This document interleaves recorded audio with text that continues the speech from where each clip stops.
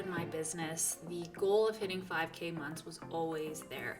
And you know what? I did it. I did it in the first year when I first started out. And today I want to get into how I made that happen. So when you start your own business, you like to have big dreams and you try to create a pathway of how you're going to make that happen. It doesn't always work out. But there's a few things that I feel like I really did along the way in that first year that helped project me to reach some of those numbers that I initially really wanted to do. And in the online world, you could do things like have a course, do one-on-one clients, do contract work, copywriting, digital marketing like I do, social media management. There's like the never-ending list of things that you could try and do online. And when I first started, I started with social media management. It was something I had to do in my first business, so it was something I was really comfortable with, and I was happy charging money for it. But in that first year, I think one of the biggest and best things I could have done was tried a bunch of things. I tried to just learn and soak up as much as I could. I took every course out there. I read books. I listened to podcasts. I just was a sponge. I tried to get as much information to just test out new ways of doing things and to figure out what I really enjoyed doing. Now, over that year, like I said, I started with social media management, which kind of got me more into design. And when working with one-on-one clients, you get a lot of feedback. You start to figure out where their pain points are, what they're struggling with, what they want to offload off their plate. And through that, a lot of my clients needed help with websites. So I started getting into building websites. Then I found ways to do a whole process of how to build a website in a day. And I took this course on it and I launched it and I had clients instantly. It was awesome. Then I started to realize there were other things I wanted to do. I wanted to get more into email marketing and funnel builds and landing pages. And it's kind of interesting, this organic path where you start to learn more things, then you can offer more things, which is fantastic, especially when you're just starting out. Even if you pick a niche, you pick a realm that you want to work in, there's probably, easily 5 or 10 things you can do just within that niche of what you want to do.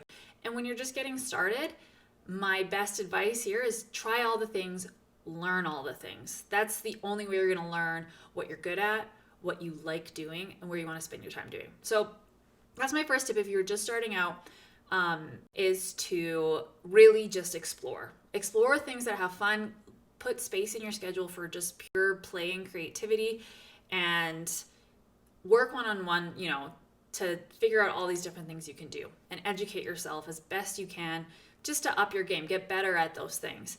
Now, the next thing that I did was I did stick to one-on-one clients that first year.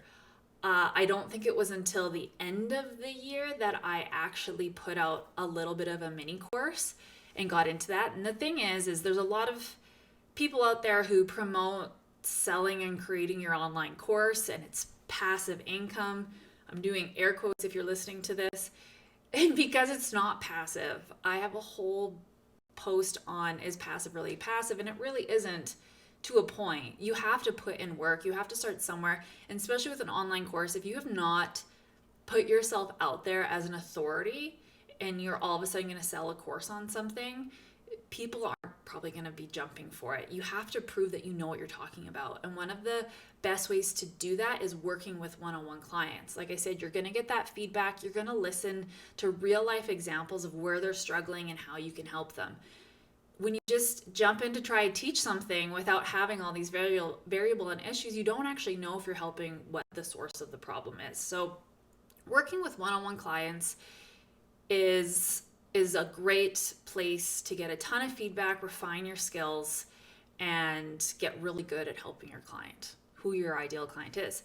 Now, the third thing that I did was continued, and this is what we all struggle with, is continuing to up your prices. Every time I got a client, I would up my price. And to a point that almost made me uncomfortable.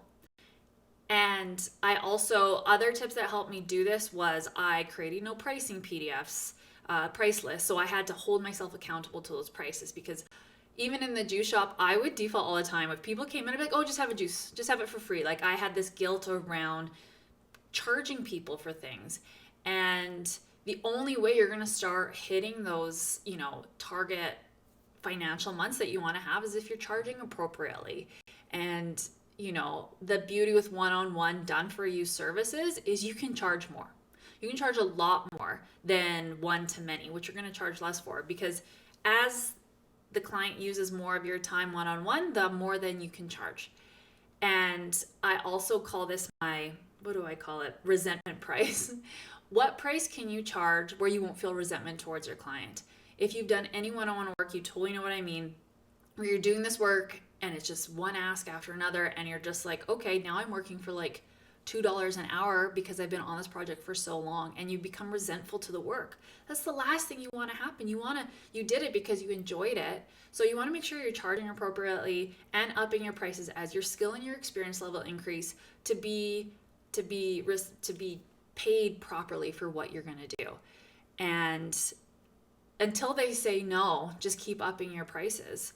There really is no limit. If you have the experience, if you're really good at what you do, keep charging appropriately. That was a big one, and that also was a hard one for me, but it really helped with knowing, working one-on-one clients, the service that I could provide, and making sure that I was compensated properly for it.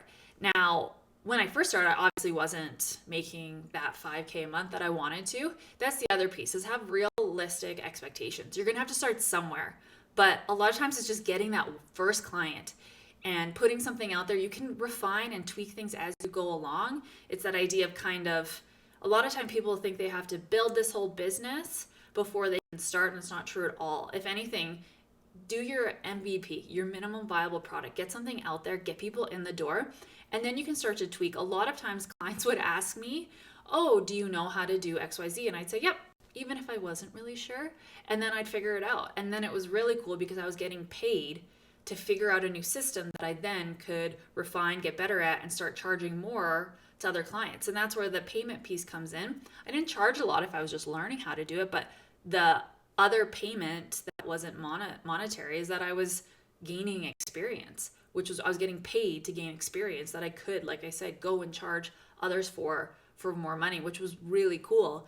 So don't be afraid to just start somewhere. Those months will start to compound until you have so many clients, you're charging the most money, you don't have any more time, then we can get into other strategies. But if you are just starting out, all you need is some way to reach your client, like an Instagram page.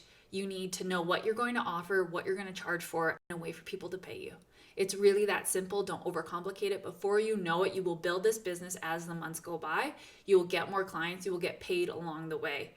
And before you know it, you're going to hit those months. Right? At this point, I've surpassed that, which is amazing, but I've also gotten really clear on what it is I wanted to do. And when you hit that point, it starts to get really fun because you just keep creating and building new systems and getting better and better at what you do. So if you were thinking about starting a business, or you have dreams of hitting those first, 5K months, it's there. Just start. You will get there in a few months.